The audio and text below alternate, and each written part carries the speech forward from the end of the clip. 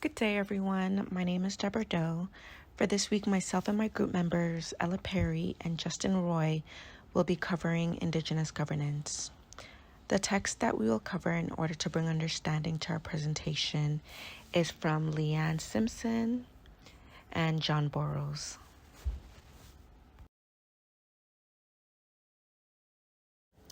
We would like to acknowledge the land in which Nipissing University campus sits on, the territory of Nipissing First Nation, the territory of the Anishinaabeg within lands protected by the Robinson-Huron Treaty of 1850. Where would we be without the rich lived experiences and wisdom of the Indigenous community? Let's give honor where it's due, okay? We're starting this presentation off with the violence against Indigenous women. It's so sad and so unfortunate that they've had to overcome all this turmoil while still attempting to live in their truth and come into who they really are. So violence against Indigenous women in Canada represents a deeply entrenched crisis reflecting broader issues of colonialism, systemic discrimination, and failure of the legal frameworks to adequately protect and support these communities. Let's be honest, it seems like the Indigenous community, especially Indigenous women, have been greatly neglected. So the Indigenous women make up a large percentage of victims of violence, more than any other groups of women. So underlining the necessity of developing proper governance and legal frameworks, this has been a true misfortune within their community.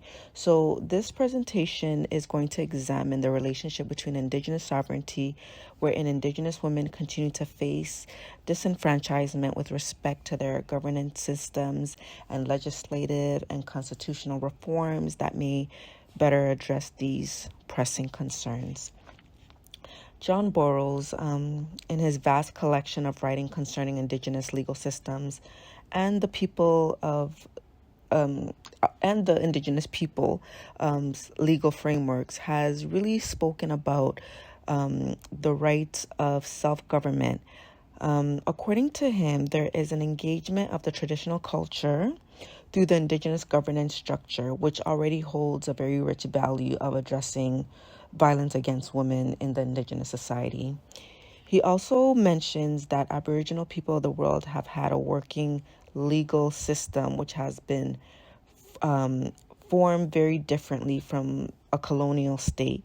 Most of them, in fact, are based on restorative principles and normally don't address violent conduct well.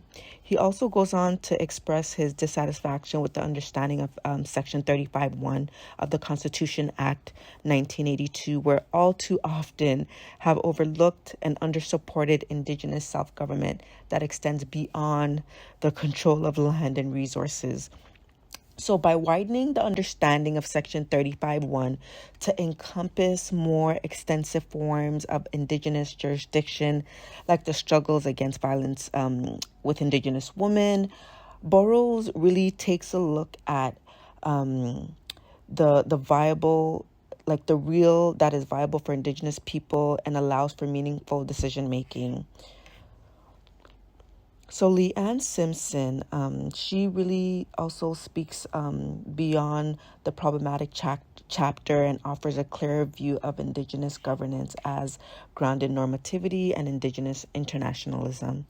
So while the Indigenous people are highlighted in this text piece, Simpson is also really keen and stresses how important it is that the Indigenous people intertwine their lands, culture, and the larger ecosystem. Morgenson discusses that Indigenous political system or governance is about the stewardship of the relationship with all spaces of living, may it be the planet, animals, and even spirits, amongst others. So she deems this multifaceted strategy as grounded normativity, which sheds light on the concept of attacking Indigenous women comprehensively. Indigenous governance is very important because it's there to promote strong shared identity and feeling of accountability among the people and their surroundings, which help to promote safer and more supportive place for women. Simpson also discusses Indigenous internationality, where Indigenous communities share their campaigns and learn from each other to develop a more sense of self and a more sense of being within that community, which we believe is very, very important. Here we have outlined our roadmap. So we will start with the Simpson thesis. We'll move right on to Indigenous internationalism with the Anishinaabe grounded normativity. And then we'll go into discuss more of theoretical promiscuity with the Radical Resurgence Project. And we'll elaborate a lot on the Burroughs thesis, also giving us more insight on the self-determination and violence against women, and also the legal responses of the Constitution. We'll then go on to speak more of the Treaty of Rights and elaborate on 6 very important key terms that we have gained from the readings, and then we'll end off with our discussion questions. The first reading we're going to look at today is the Simpson reading from the book As We Have Always Done, Indigenous Freedom Through Radical Resistance, pages 55 to 70. This is the 4th chapter from the book, and it's titled Anishinaabe Internationalism. For the author's core argument, Simpson argues for Anishinaabe internationalism built on grounded normativity over Western liberatory theories established in North American academia. The thesis statement for the first reading we will discuss from Chapter 4 of Simpson's book is Indigenous governance built on the foundation of grounded normativity allows a coexistence with all living beings that is mutually beneficial and sustainable. This slide looks at the development of Simpson's argument. Firstly, Indigenous internationalism focuses on Indigenous peoples' relationship with not only other people, but also wildlife and flora. This evokes personal reflection into one's own relationship with the land, fauna, and all other living beings. Simpson also goes on to argue at the end of the chapter that Indigenous teachings could be better focused on indigenizing nation-based Indigenous intelligence systems on our own terms.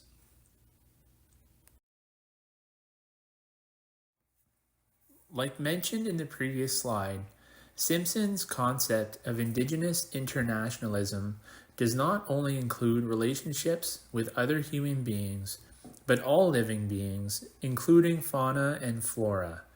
It's important to recognize and respect these relationships. We were given some great presentations to watch last class from 2 of the authors we've been reading this semester, Simpson included, that touched on networks of interdependent relations with all living beings and their importance.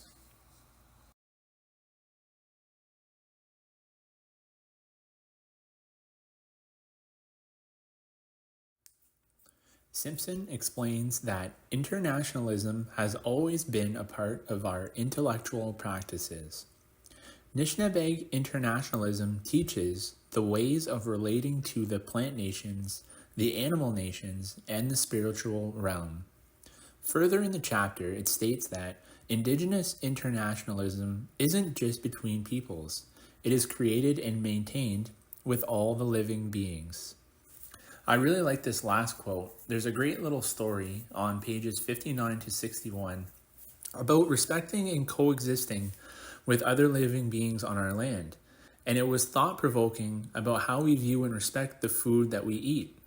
It reminds us the importance of having international relationships that are based on consent, reciprocity, respect, and empathy.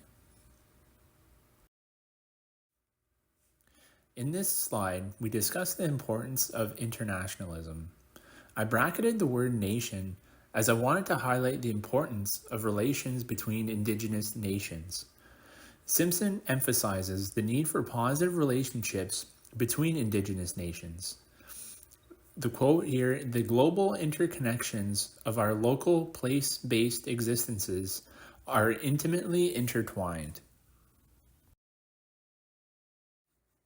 When Simpson elaborates on Anishinaabe grounded normativity, she explains that grounded normativity teaches us how to live our lives in relation to other people and non-human life forms in a profoundly non-authoritarian, non-dominating, non-exploitive manner. I thought this image that we have here was quite fitting when talking about peaceful coexistence with the hands of the human, animals, insects, and a tree branch all joining together. On this slide, we look at the concept of theoretical promiscuity and its importance. Simpson argues that it is important to educate oneself on opposing theories, but also remaining grounded in your values. Continually be knowing and expressing who we are as Indigenous peoples, and assessing the usefulness of theories from other nations from the inside. When talking about the Radical Resurgence Project, Simpson provides an opinion on the efforts of Indigenous intellect wasted on wanting to be recognized by Western academics. She goes on to argue that if the project focused on invigorating nation-based Indigenous intelligence systems instead, the project would be much further ahead. She believes that investing Indigenous intellect in fighting Western capitalism is very much needed, as it is a direct cause of global warming, and that global warming is a threat to Indigenous presence and our visions for the future. Global warming is not sustainable for humans, animals, or our land. Therefore, it's considered a direct threat to the Indigenous ways of life. So, as we wrap up the first part of our teaching here, focused on Indigenous governance, for the main takeaways from this Simpson reading, we highlighted these 3 points. Firstly, theoretical promiscuity, engaging and interacting with different theoretical positions in order to enrich your knowledge and understanding. Secondly, Indigenous internationalism, creating positive relationships with all living beings of the earth based on grounded normativity that is profoundly non-authoritarian, non-dominating, non-exploitive. And lastly, Indigenous intelligence systems, traditional intellectual practices, and relationships to land. Through an examination of the readings on Aboriginal and treaty rights and violence against women, this portion of the presentation really highlights the importance of recognizing Indigenous jurisdiction and the responsibility in addressing violence against women.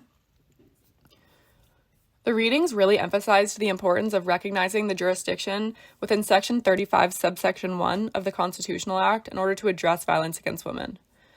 The argument really underscored the need for Indigenous communities to have the authority to both develop and implement solutions tailored to their cultural context and governance structures. Without this recognition, Indigenous communities really lack the necessary resources and support to combat this violence. Another key argument that Burroughs talked about is that violence against Indigenous women is intrinsically linked to the broader colonial context and male-dominated structures that still exist within both Indigenous and Canadian governance.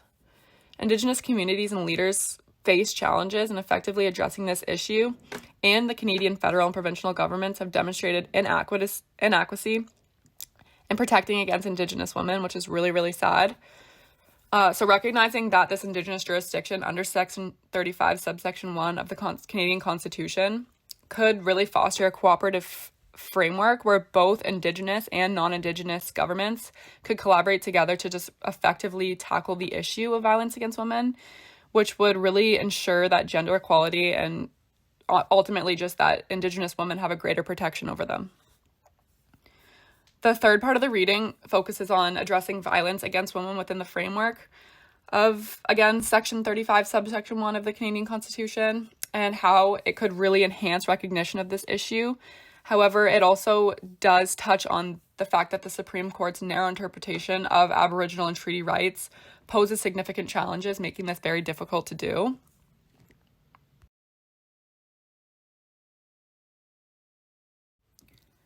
So upon reading the Burroughs text, the main thesis that I gathered was that Indigenous governance in the context of addressing violence against Indigenous women underscores the authority of Indigenous communities to self-govern and create solutions to their unique cultural and social political contexts.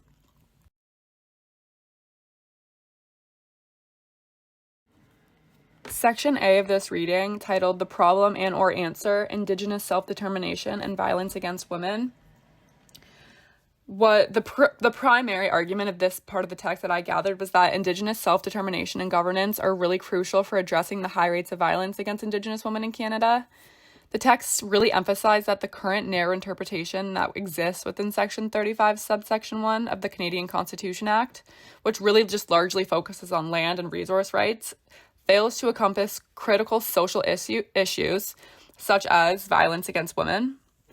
So recognizing and expanding Indigenous jurisdiction to include such issues is really, really essential for empowering Indigenous communities to be able to develop these effective, culturally relevant responses for this crisis.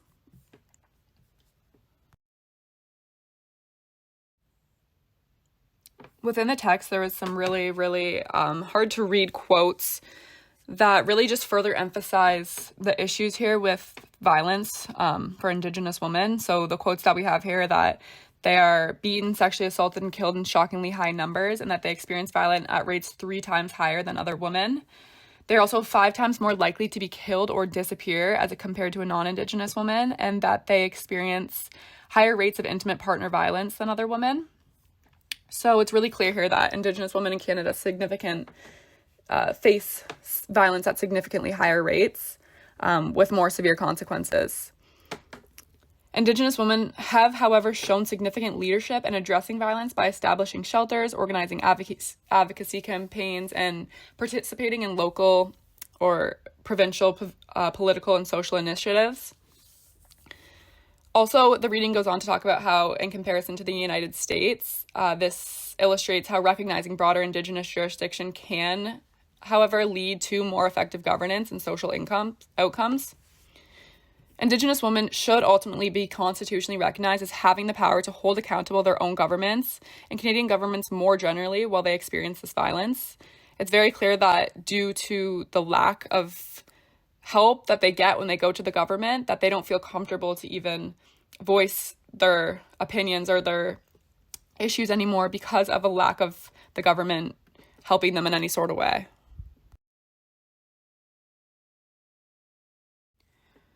So to further that point, despite the high-profile government reports and recommendations, there really has been no substantial constitutional response to address this violence against Indigenous women.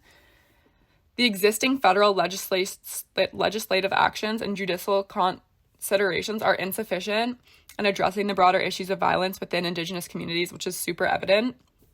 The narrow interpretation of this Section 35, subsection 1, by the courts limits Indigenous governments to land and resource management, really ignoring critical social issues such as violence against women. Expanding this section, Section 35, subsection 1, to recognize these Indigenous jurisdictions over social issues could provide the necessary resources and support for Indigenous communities to really speak up and address these violences effectively.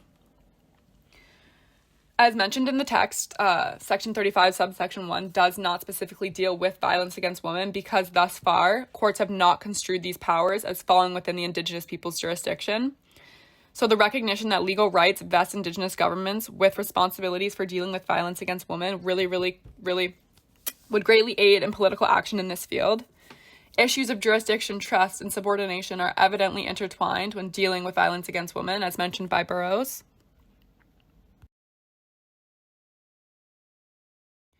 So looking into Part B, Indigenous governments, can they be trusted? This really emphasizes the current challenges within Indigenous communities. Indigenous communities, like other political entities, struggle with issues of male domination that may not adequately address violence against women. Violence against women is intimately linked with the broader colonial context that Aboriginal rights are designed to address, which is that there's a link between violence against Indigenous women and male-dominated colonial structures, which, if this does not change, Indigenous women will continue to be subject to this violence, ultimately suggesting that Indigenous leaders have sometimes been complicit in perpetrating domestic abuse. Despite some positive changes, significant problems still do remain, raising doubts about Indigenous communities' capacity to tackle this issue effectively. The Canadian federal and provincial governments also have not effectively addressed this violence against Indigenous women, as evidenced by inadequate responses to this pressing issue. This failure underscores the need for broader change and questions about the efficiency of the current government structures in protecting Indigenous women. Ultimately, honestly, unless Indigenous government structures address these issues central to the safety of Indigenous women, they're going to continue to be marginalized within Canada and within their communities.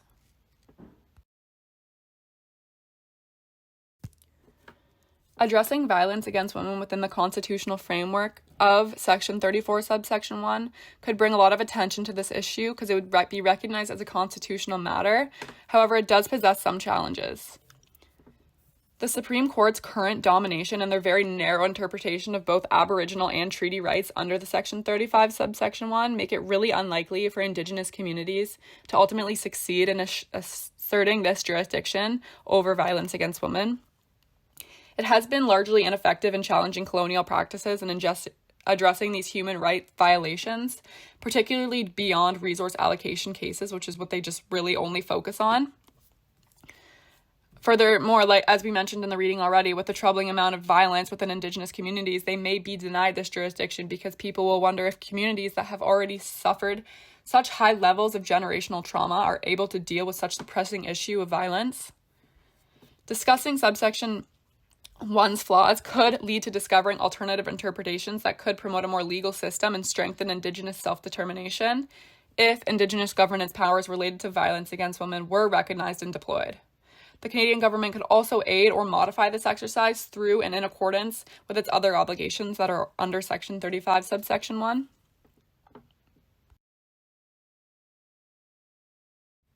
These difficulties that are related to gendered violence within Indigenous communities are likely to remain until they are subject to the full legal and political force of Section 35, subsection 4. If this section, which places concerns to gender discrimination and Indigenous women's perspectives, are utilized, they could play a greater role in the Canadian Constitution by exercising the jurisdiction related to violence against women. While constitutional avenues should not be abandoned, it is important to consider broader actions beyond just constitutional arguments in order to address this violence effectively. Treaty rights are interpreted based on common intentions of the parties at the time that the treaty was signed, so this makes it really difficult to claim a jurisdiction over contemporary issues such as violence against women. Proving that the power to address this violence against women was implied in treaties is challenging, given the historical focus on, again, land, trade, resources, and other internal relations. The court's originalist approach to this treaty interpretation really denies Indigenous people the more generous standards that are applied in other constitutional cases. So again, this really reflects a significant flaw in the current constitutional framework and the need for change.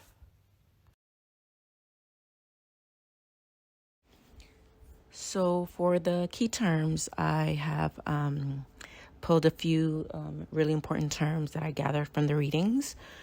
Jurisprudence, radical resurgence project, internationalism, grounded normativity, self-determination, and colonialism. So jurisprudence basically covers the Indigenous laws and the ways in which it coexists or interacts with the legal system that is foreign to those original legal systems. The Radical Resurgence Project, that's basically an effort that was started to liberalize and decolonize Indigenous attitudes and self-governance to counter colonizations in order to assert sovereignty. For internationalism, we gather that the systems of the mutual support and shared responsibility, that's basically formed by various Indigenous peoples around the world, It helps focus on their unity in defense of Indigenous peoples' rights and self-determination. Grounded normativity is very important because it's basically the First Nations-led standards, practices, and values that is specifically pertaining to land stewardship and knowledge systems for management structures in accordance with the Indigenous cosmology. Self-determination is the right of Indigenous people to self-determine. It's really self-explanatory, to be honest. It basically encompasses the fact that these people have a right to maintain their political structure, achieve economic rehabilitation, social and cultural development. The concept is really essential in making sense of how Indigenous governance is comprehended and the way it's operated to help to resolve issues and violence against women, Indigenous women, and colonialism. It basically it's police forces and government, a constant domination and control of Indigenous territories and peoples throughout history. It's crucial to mention colonialism because it affects the understanding and the foundation of everything the Indigenous people went through, their rights, them coming up, and also governance. So, for our discussion questions today, we have 3 here listed on the slide. Our first one is how can Indigenous governance be strengthened to address social issues beyond land and resources? Our second discussion question is what challenges might arise in implementing culturally relevant solutions to violence against women? And lastly, how can broader legal recognition of Indigenous jurisdiction impact community well-being? So if you want to pause our presentation here before moving on to the conclusion, you certainly can.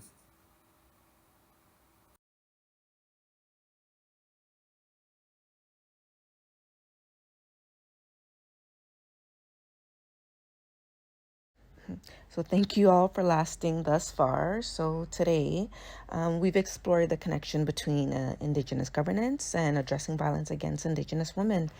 So drawing on the ideas of Burroughs and Leanne Simpson, we've gathered a lot of information and listened to a lot.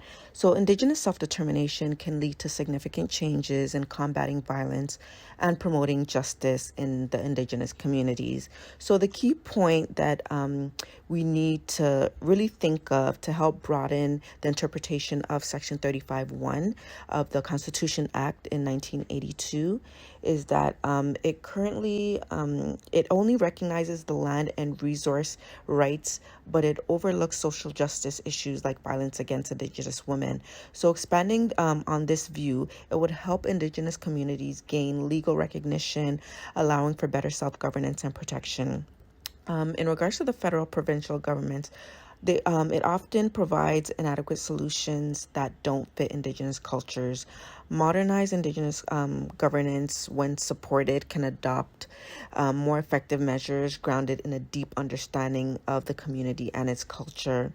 So Simpson did a really good job in her idea of the Indigenous internationalism, emphasizing relationships with Indigenous communities and with all humanity and the environment.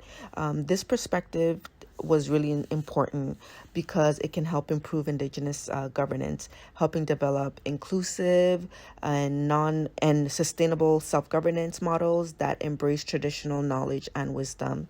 So practically, we need actions to strengthen Indigenous self-organization.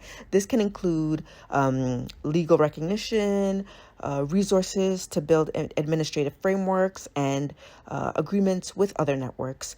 So these steps can help to ensure Indigenous governance is strong and effective within today's legal systems.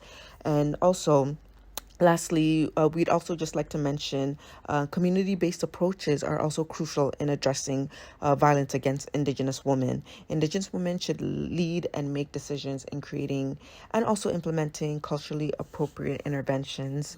So that basically wraps up our presentation for today, and we thank you all so much for listening, and we hope you all were very, very informed and gained a lot of value within this presentation. Thank you.